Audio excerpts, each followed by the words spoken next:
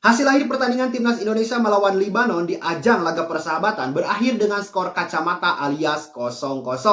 Ya, jelas sekali ini tidak sesuai dengan apa yang kita inginkan karena kita menginginkan menang supaya ranking FIFA dari timnas Indonesia itu naik. Tetapi kita saat ini berada di ranking 117 FIFA. Nah, seperti biasa teman-teman, di konten terbaru kali ini saya ingin meng-highlight jalannya pertandingan antara timnas Indonesia melawan Libanon. Tetapi untuk teman-teman yang belum subscribe channel ini, silahkan subscribe dulu. Tekan tombol like-nya dan tuliskan pendapat kalian di kolom komentar. Oke, langsung saja mari kita bahas. Oke, terlebih dahulu mari kita lihat statistik akhir pertandingan antara timnas Indonesia melawan Libanon. Nah, seperti yang kita lihat dalam pertandingannya, timnas Indonesia sangat begitu dominan dalam penguasaan bola. Bahkan kita pun menerapkan garis pertahanan yang sangat begitu tinggi. Dan permainan timnas Indonesia itu kebanyakannya di lapangan dari Libanon. Maka wajar saja ya jika timnas Indonesia itu menguasai bola sebanyak hampir 70%.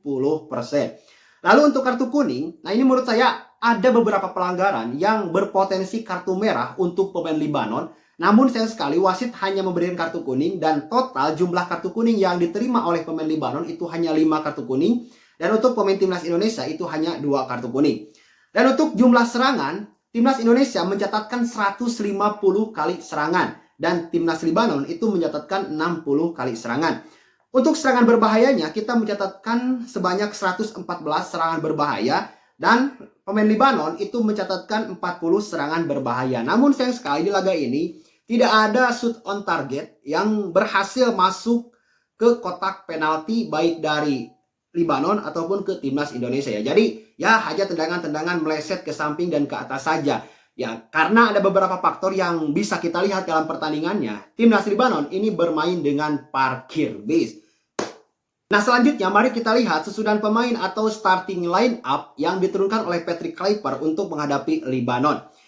Emil Audero kembali dipercaya menjadi pemain atau penjaga gawang. Lalu juga ada perubahan yang sangat signifikan menurut saya di posisi center back. Yang mana Kevin Dix dan Jai Idjes ini diduetkan di belakang. Dan jujur saja saya sangat puas gitu ya melihat duet mereka ini sangat begitu solid, sangat apik. Dan menurut saya ini sangat cocok sekali untuk dipakai ke ronde keempat nanti. Di posisi sayap sebelah kanan ini Yakob Sayuri. Dan sebelah sayap kiri ini Dean James. Ya, berbeda sekali seperti yang diturunkan melawan atau di putaran kualifikasi Piala Dunia ronde ketiga ataupun ketika melawan Chinese Taipei. Nah, sedangkan di tengah ini Joy Pelupesi, Kevin Perdong. Nah, ini dirotasi yang semula Kevin Perdong kan itu posisi naturalnya di back kiri, tetapi di laga melawan Libanon ini Kevin Perdong itu dipindahkan ke tengah gitu ya. Lalu untuk pemain di depan Miliano Jonathan sekali ini dipercaya untuk langsung tampil melawan Libanon dari awal. Lalu Ricky Kambuaya ini posisinya sebagai second striker atau pemain nomor 10. Lalu Stefano Lipali ini mengisi sayap sebelah kiri. Dan Mauro Gilstra ini menjadi striker. Nah, untuk susunan pemain yang diturunkan oleh Patrick Kluivert pada laga melawan Libanon ini menurut saya ini sangat begitu compact ya.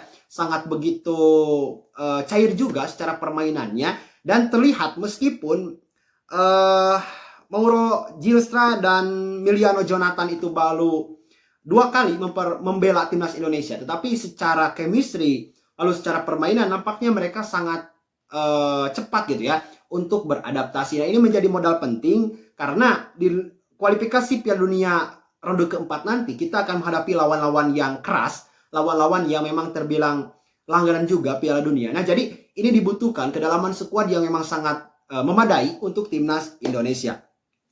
Dan dalam jalannya pertandingan, jujur saja saya muak sekali gitu ya melihat penampilan dari timnas Libanon. Wah, najis sekali gitu ya kalau harus kasarnya seperti itu. Karena mereka ini parkir bis loh. Aduh, kelihatan mereka ini mencari aman ya melawan timnas Indonesia. Dan kayaknya juga mereka ini sudah tahu gitu ya bahwa mereka jika bermain terbuka itu akan kalah oleh timnas Indonesia. Nah, latar atas dasar hal-hal semacam ini mereka ini memutuskan untuk ya udahlah parkir bis aja gitu. Kita bertahan sekuat-kuatnya dan kelihatan mereka ini gak ada niatan untuk bermain terbuka apalagi menyerang. Ya, ada tuh 1-2 kali serangan di babak pertama, di babak kedua ya. Tetapi kan itu gak berbahaya sama sekali. Itu masih bisa diantisipasi oleh Kevin Dix ya dan Jai Idjes. Lalu di belakang juga ada Emil Audero. Bahkan sempat ada satu on target yang berbahaya, kalau nggak salah di babak pertama gitu ya, atau di babak kedua, saya lupa lagi. Itu yang memang bisa diantisipasi oleh Emil Audero. Selepasnya itu nggak ada gitu ya, serangan-serangan yang berbahaya dari timnas Libanon. Nah, tetapi yang membuat saya menjengkelkannya lagi, ketika mereka berhasil membuat counter attack dan kita akan menyerang balik pertahanan dari Libanon, mereka itu selalu menggunakan trik-trik curang ya untuk menghentikan pemain timnas Indonesia. Misalnya dengan tackle-tackle keras ya. Bahkan Ricky Kambuaya itu saya catat itu menjadi pemain yang paling banyak di tackle oleh pemain Libanon. Dan saya sangat menyayangkan gak ada kartu merah di laga ini, padahal kalau kita melihat gitu ya dari penampilannya, pemain timnas Libanon ini tackle-tacklenya ini sangat berbahaya, dan wajar saja dan harusnya gitu ya ada satu kartu merah atau bahkan 2 kartu merah yang diberikan oleh wasit ya. Tetapi sayang sekali wasit hanya memberikan kartu kuning. Dan kalau melihat ya penampilan dari Maulo Gistra dan Miliano Jonathan, Maulo Gistra ini permainnya agak sedikit tidak terlihat ya sepanjang permainan, sepanjang ia bermain, karena ketika ia bergerak pun itu ada 3-4 pemain yang mengcovernya. Ya, bahkan ya sangat sulit lah untuk megang bola, apalagi untuk syuting ke gawang itu bahkan gak ada celah sama sekali.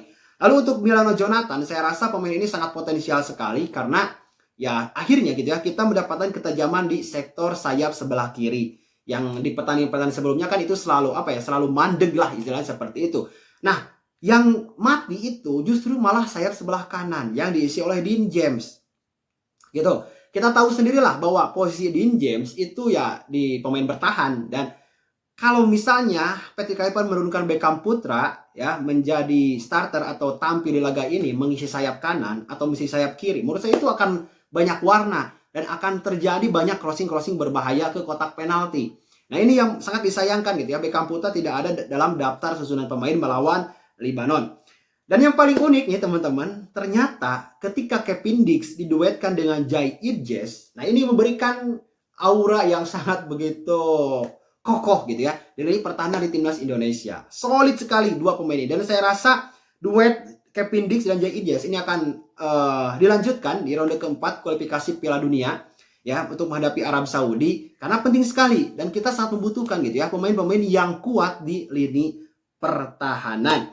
Dan ya seperti yang kita lihat juga, permainan timnas Indonesia semalam itu kurang sekali peran dari playmaker yang diisi oleh Kevin Perdong dan Joey Pelopes. Itu gak ada bola-bola yang enak lah, baik itu switch play ataupun bola direct ke depan.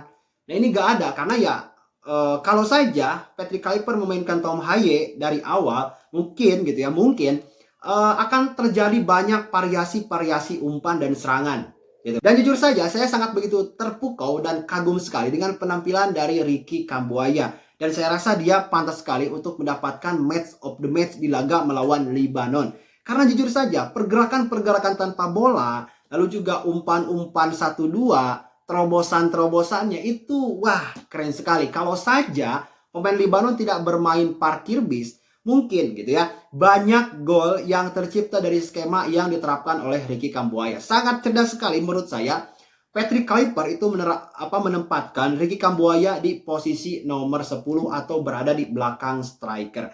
Nah teman-teman, highlight pertandingan antara timnas Indonesia melawan Libanon. Tentunya jangan lupa like-nya jika Anda menyukai video ini, tekan tombol subscribe jika Anda belum, dan tentunya kita akan berjumpa lagi di konten selanjutnya. Salam sepak bola.